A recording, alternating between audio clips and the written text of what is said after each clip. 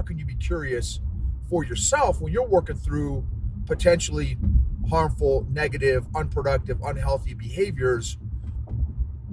And ultimately, I said, look, again, this is just a hypothesis, not saying this is what's going on. It could be a coping mechanism for something else that has happened or occurred in your life. A lot of times, our unproductive, unhealthy behaviors come from an emotional injury or injuries, and it's a survival mechanism that we put in place at a particular age that just never gets readdressed. And so we continue doing this particular coping mechanism or survival mechanism that is no longer healthy or no longer serving us. Welcome to the EQ Gangster podcast, where you will learn practical tools to grow your mental and emotional health and intelligence to be the best version of yourself, both at work and at home. It is real, raw, and transformational. The journey of emotional growth isn't easy, but it's worth it. I believe in you.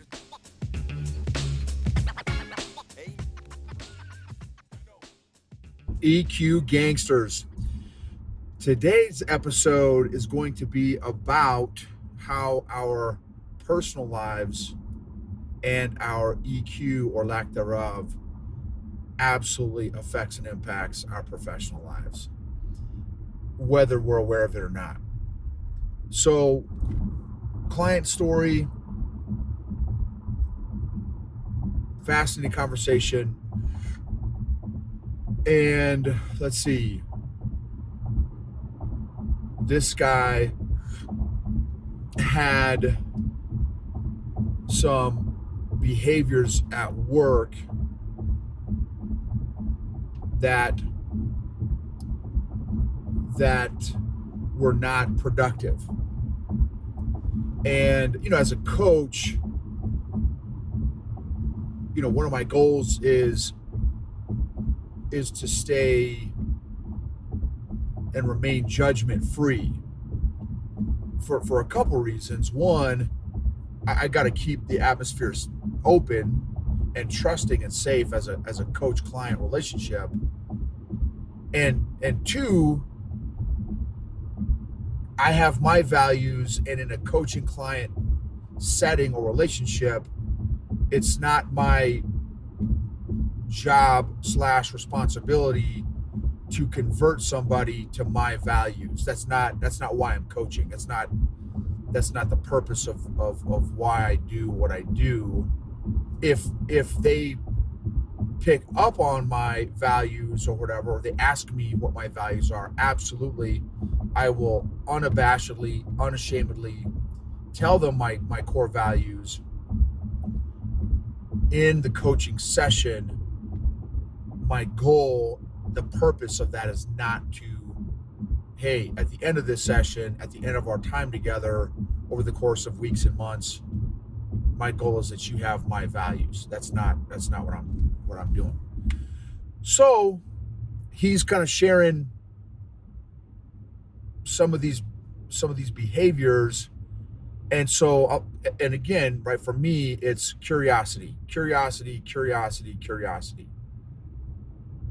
And so I ask him, I say, hey, so, okay, again, appreciate your vulnerability, your transparency. What do you think about these behaviors? Are they like, do you want to do more of it? Do you want to do less of it? Is this your goal? Are you trying to do this? Like, what? Give me some more context. He said, no, I definitely don't want to continue doing this. But I just think that maybe this is just how I'm wired, and it is what it is, and it's just something that I need to accept. And, whatever my employers are at that time need to accept it as well. And so I said, now, disclaimer, I am no psychologist. I'm not a psychiatrist. I'm not a counselor. I'm not a therapist. There are a lot of things that not only have I studied, but experienced myself in my own growth journey that I can maybe share some perspective or insights on that might be relevant in our conversation together, I said, at a minimum, I'm going to continue to be curious, since these are some behaviors that you're not wanting to continue at work or in your life. I'm just going to remain curious. And if at any point, I feel like we're stepping outside of my realm of capacity or skill set, I can absolutely recommend or refer to a professional psychologist, counselor, therapist, something like that. He said, well, I've done all that, and just no one's ever been able to help me. I said, okay, no sweat. I said, so I'm just going to be curious. I'm just going to ask questions. If this is a behavior that you're wanting to stop or change, I said, I want to challenge your assumptions and challenge some of these conclusions that you've already made, for starters. And again, not from a perspective that I know the answer, but in order to make a shift, one of my buddies, and I'll keep his name private because he definitely is not a social media guy, one of the things that he says, that anytime you're in a conversation or discussion, each party has to be willing to be persuaded. Each party has to be willing to be persuaded. And I think there's some value there in not just having a conversation or a debate and willing to be persuaded. I also think that there's something to be said about, if you're wanting to change, I think that there's some relevancy to the concept of, you have to be willing to challenge your current set of assumptions, beliefs, and narratives, and playlists, conscious and subconscious playlists that are going on in your nugget. So I want to push back a little bit and challenge some of these statements that you've made, that, hey, this is how you always have been. You popped out of the womb like this. This is just who I am, and I just go through all kinds of relationships because that's just who I am. So let's challenge that. So, and also, where do you think this came from? Where do you think this behavior came from? Or when did you first start remembering, some of this behavior? Where do you think it came from? So boom, he opened up, shared some stuff. So we definitely made some monster traction when he was willing to challenge his assumptions, challenge what fancy psychologists and therapists have already told him, and he opened up and was willing to dig deeper. And so, again, I'm just staying curious, not judgmental, totally curious. And so here's the thing. And so bottom line is, he's like, oh man, this was very helpful. I'm not really able to talk to anybody about this because it's behavior that also affects my work. And I said, look, and I'm not saying anything about what, whether the behavior is right or wrong, whatever you're doing here. You have identified that it's not a behavior that you want to continue doing. And I will tell you that, obviously, you're a smart guy, I'm a smart guy. There are some potential serious consequences of these behaviors at work. So, aside from the obvious there, he got a lot of value from just my curiosity. Now, so that's maybe one lesson is, how can you do that for yourself? How can you be curious for yourself when you're working through potentially harmful, negative, unproductive, unhealthy behaviors? And ultimately, I said, look, again, this is just a hypothesis, not saying this is what's going on. It could be a coping mechanism for something else that has happened or occurred in your life. A lot of times, our unproductive, unhealthy behaviors come from an emotional injury or injuries, and it's a survival mechanism that we put in place at a particular age that just never gets readdressed. And so we continue doing this particular coping mechanism or survival mechanism that is no longer healthy or no longer serving us. And so one lesson, right, is be curious. How can you be curious for yourself, or how can you find somebody else that's curious, or find a coach that you think would be helpful for you to help you walk through stuff, or a psychologist, therapist, depending on the severity of whatever it is you're trying to work through.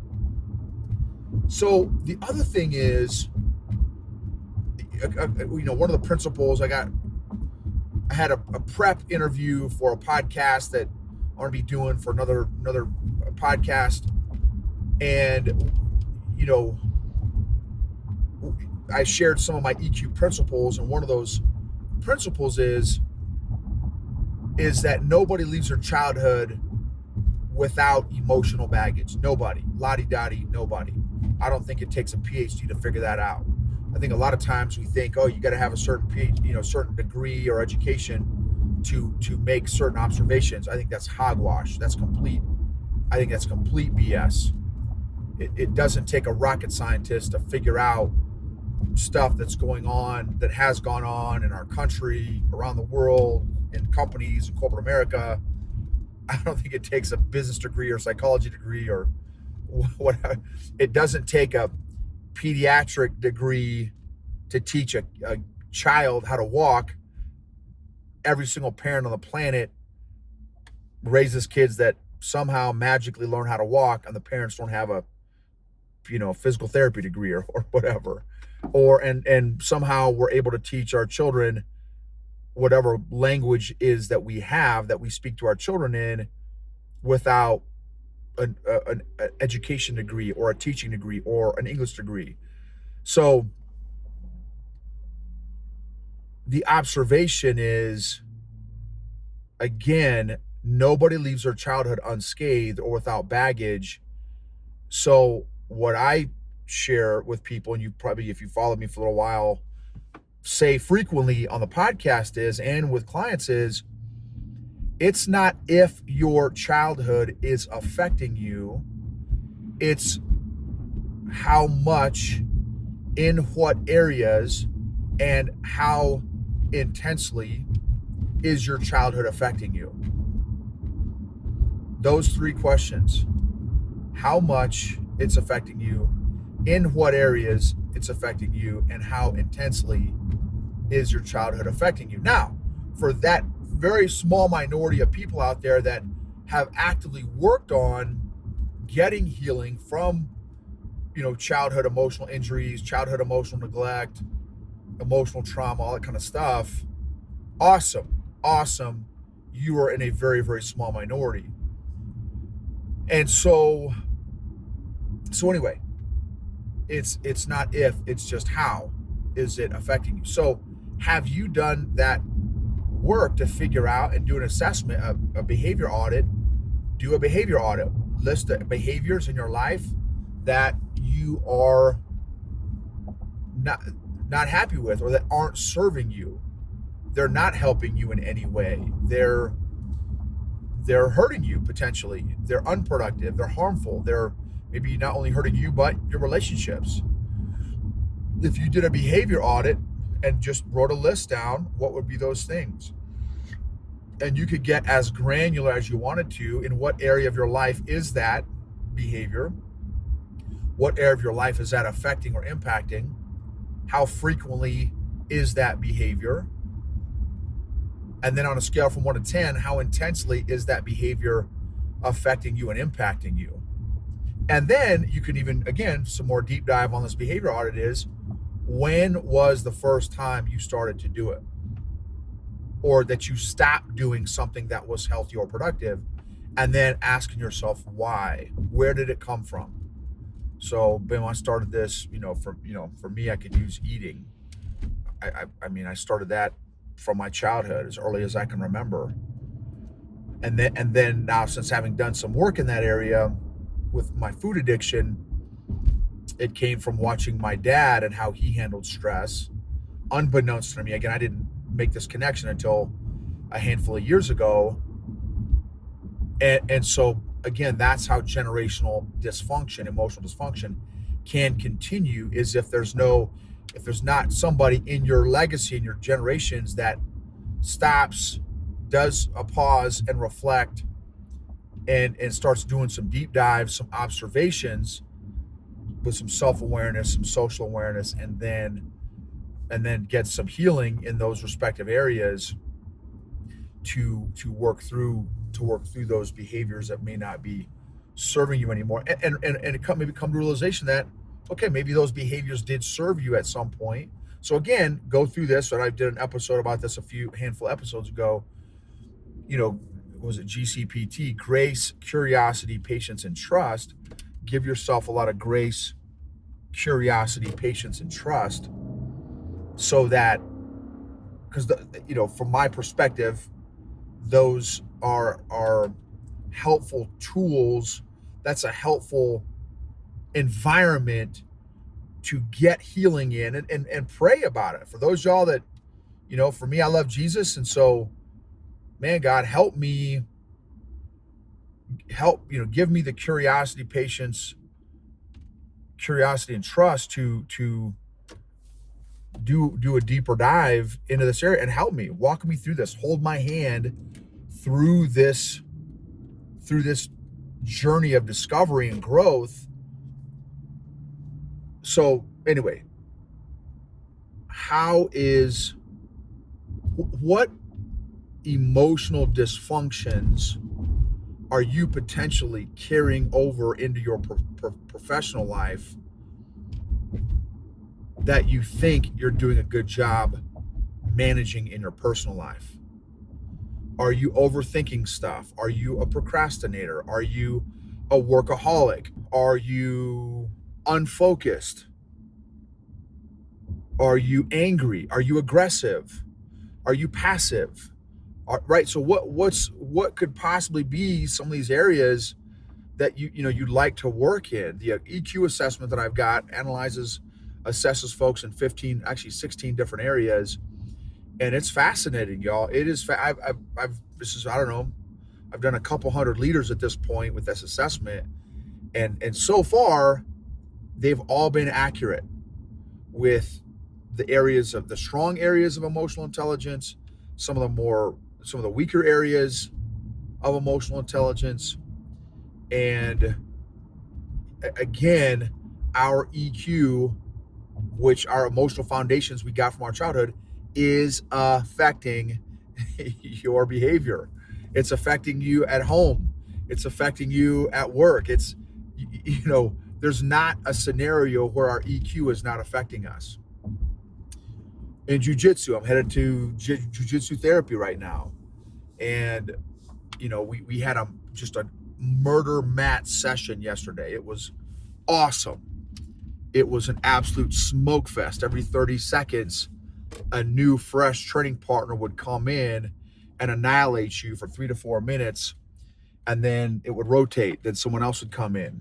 So it's like King of the Mountain, but it's like the king is getting annihilated for 3 to 4 minutes straight with a fresh opponent every 30 to 40 seconds. And it was a smoke fest, y'all. It was an awesome smoke fest. So, that's an opportunity to grow my EQ, because it's very easy in those situations where, you're sucking wind like a Kirby vacuum to panic, or to get frustrated, or to get angry, to lose your cool. You're getting beat up by fresh dudes. And for me, in my case, everybody is at least 15 to 20 years younger than me. My opponents, the 3 opponents that I had last night, every single one of them was stronger than me. They're faster than me.